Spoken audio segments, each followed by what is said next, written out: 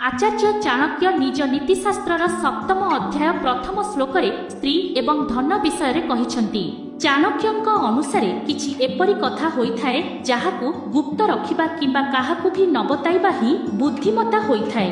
आचार्य चाणक्य कहते जे स्त्री एवं धन सहित संबंधित किछि प्रसंग अन्य काहाकु जणाइबा उचित नुहे।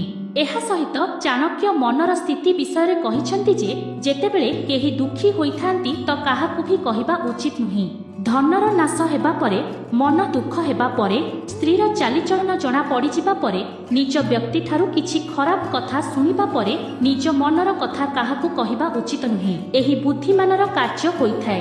चाणक्यଙ୍କ अनुसारे जदि केबे व्यवसाय चाकिरी किंबा दबानबारे केबे धनर हानि होई जाए किंबा केही आपणଙ୍କ पैसा चोरी करि निए ए कथा काहाकु भी कहिबा उचित नुहे। से जेते निकटतर व्यक्ति हुअंतु ना काहेकि एहा छड़ा जेतेबेले आपण दुखी होइथांती किंबा कोनोसी कामरे मन लागु न थाए एपरि स्थिति विषय मध्य काहाकु कहिबा उचित नुहे, नचेत एथिरे क्षति आपणଙ୍କର ही हेबो।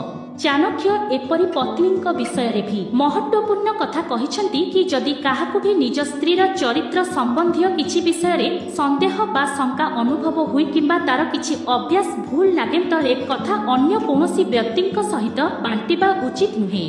चाणक्य एकथा भी कहिसंती जे कोनोसी स्थानरु अपमानित हेबा परे किंबा कोनोसी नीच मूर्ख व्यक्ति आपणଙ୍କୁ खराब कथा कहि दिए तो एहार चर्चा भी अन्य कोनोसी व्यक्ति सहित करिबा उचित नुहे। एथिरे ही बुद्धिमत्ता होइथाए।